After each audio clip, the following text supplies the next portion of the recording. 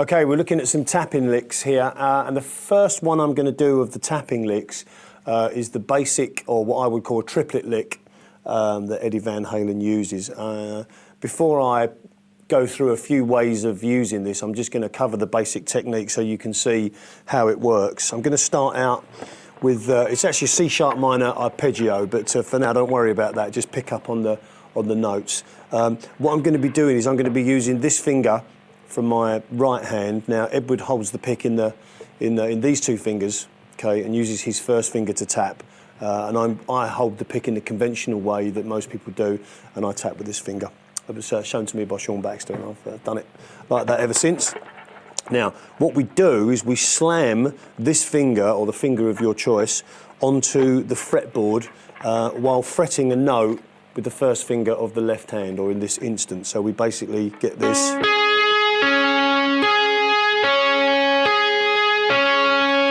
And what's happening there is you're getting sort of like a right hand pull off, almost if you was doing like that with the left hand, but you're doing it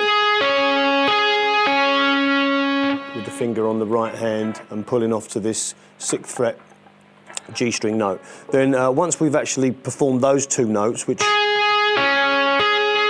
hopefully you can hear it going round and round, we slam the third finger, or in this particular instance the third finger, onto the fretboard, and you'll get this effect.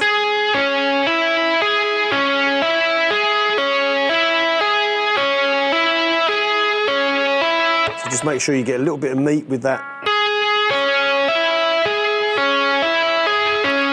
Now I'll just speed it up, and then hopefully you'll be able to hear that sound that we all know and love.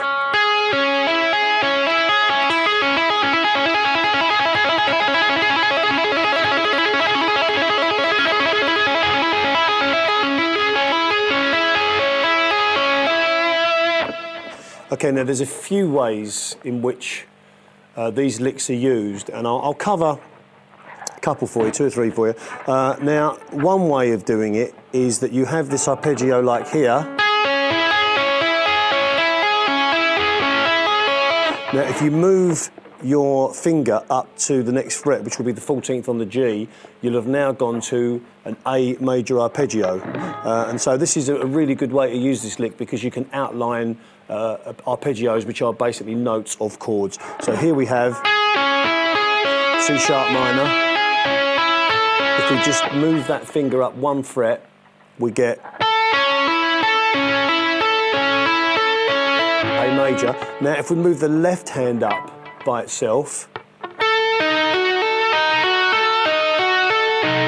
you'll notice that we're getting an A diminished triad. And if we now move this up to the 16th fret on the G string, we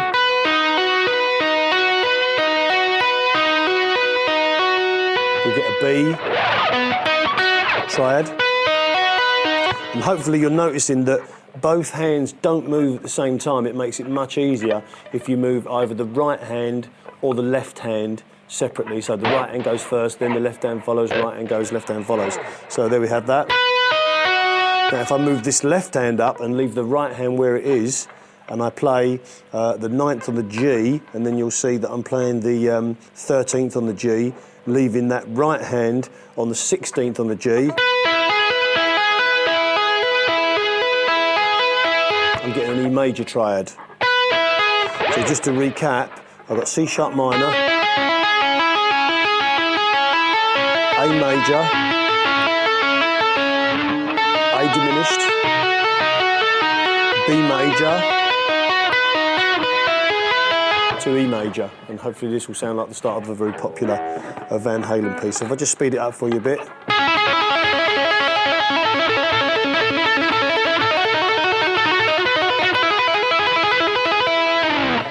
And that's how you outline triads. And you can outline any triads that you want with this. Another popular one would be, for example, an E minor triad played on the B string, which would be 5th fret B string, 8th fret on the B string, and 12th fret on the B string. And you'll get up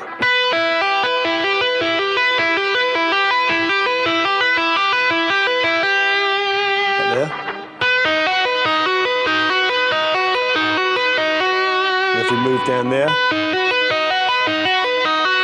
we get a B major sound. So we can go from that E minor triad to that B major sound.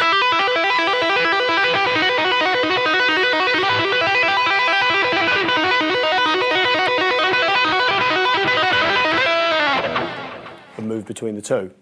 Okay, now another way of using this lick is not so much as an arpeggio thing that follows chords, but to use it within a scale format. And I'm going to show you a really nice, easy way of doing that. If we have our regular pentatonic scale here in the key of A, we can come down here. What we can do is we can use all these notes along the 12th fret here, and the only one that's going to be not strictly in the scale is going to be this B note. But it doesn't matter, it will work fine, especially at the speed we're going to be going. And so basically what we do is we use the technique that we were just discussing.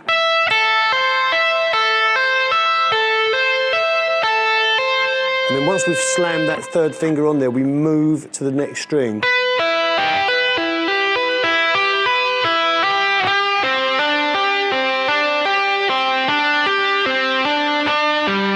So hopefully you're noticing that this first finger and this finger on the right hand are moving strings together.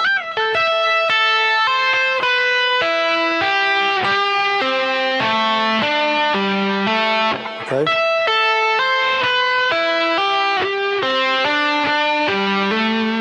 Now, the great thing about a technique like this is it's fairly free in terms of how many times you play the lick on each string. So you don't, once you get good at it, you don't have to do it like 4 times a string or 3 times a string. You basically just, you know, go nuts. So if you're going...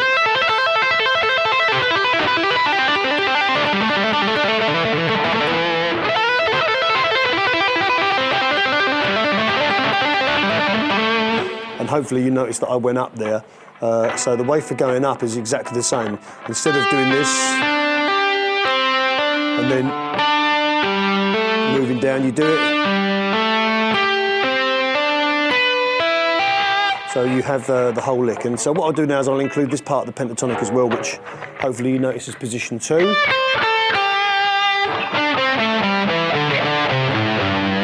Following it down there.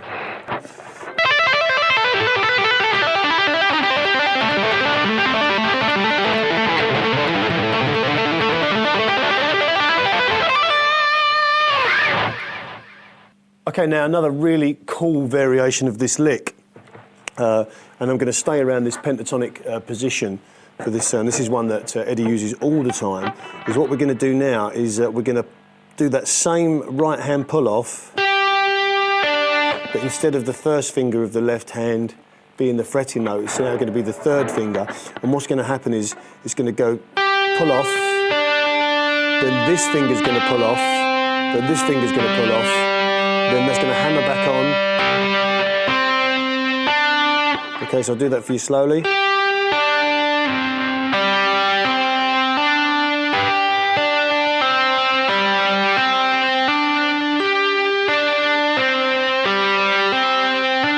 So, in summary, it's pull off, then this finger pulls off, then this finger pulls off to the open string, then hammer, then hammer.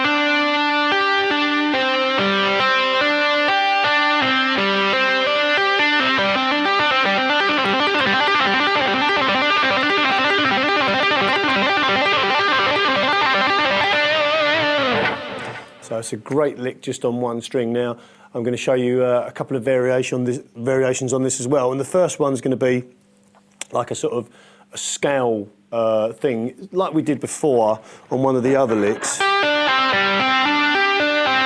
Now the way that we change strings with this is that when we come up from the lick,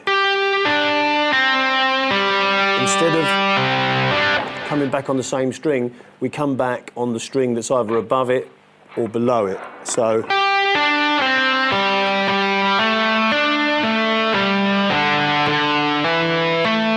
an important thing to remember is if you're having trouble with dampening strings, as you attack that next string, the back side of this finger is actually damping the one you just came from. Hopefully.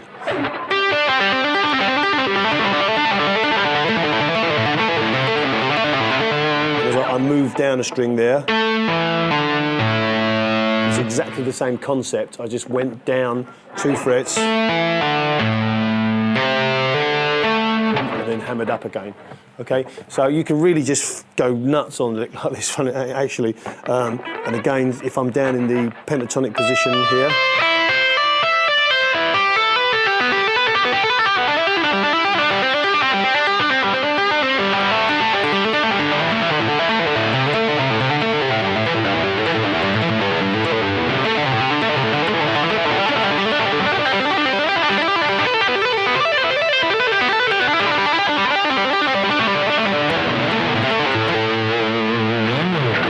okay. Also, if you want to use this lick on a string, if you on just literally on one string, if you were, say, for example, playing in E minor, like a Dorian scale, you could pick one note up here, say, for example, a D here.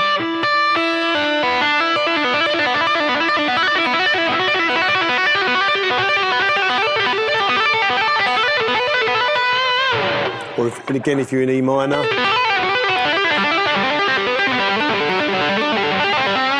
and all I'm basically doing is just going between different little pairs of notes on the left hand, keeping this constant here.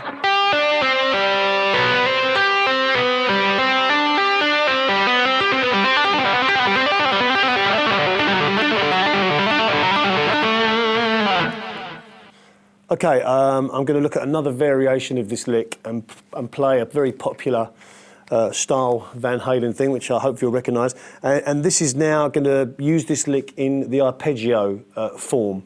Okay, so if we look at the arpeggios we have here, we've got the first one we're going to play is A minor.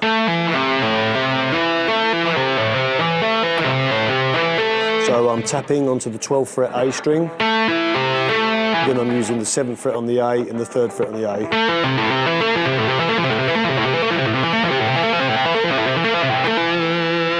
Then this is going to stay the same, and this hand's going to move up 2 frets. So we'll have 5th fret on the A, and we'll have 9th fret on the A, and then the 12th fret on the A that we had before. And as you notice there, what I'm doing is just pulling off with that note down there just to finish off. So let's just do that first part.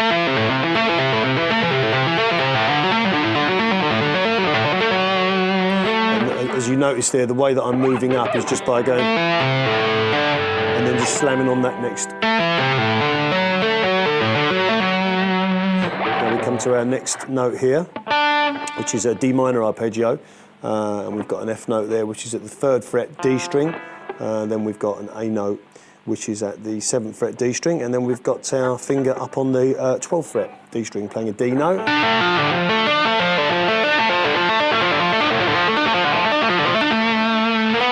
Then we move that up 2 frets.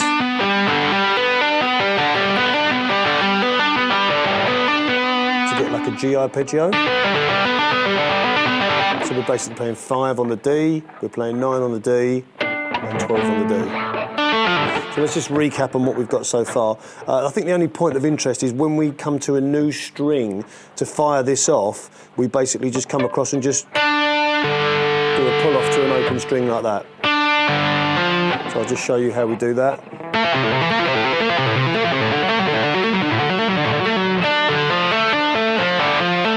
Hopefully you saw me slowed down there. So let's just go through these arpeggios slowly.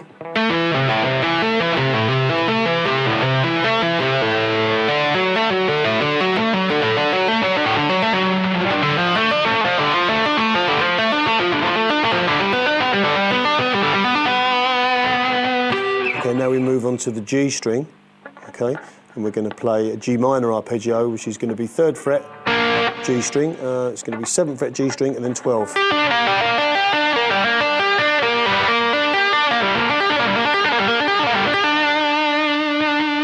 Okay, then we're going to move this up and we're going to play 5th fret on the G string, and then we're going to play 9th fret on the G string.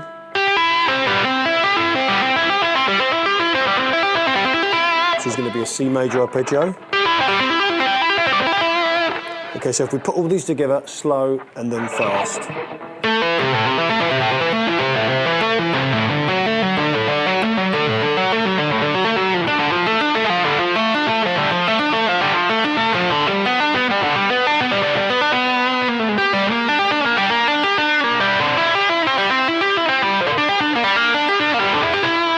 You notice I just alternated between those last two arpeggios, so let's play the whole thing.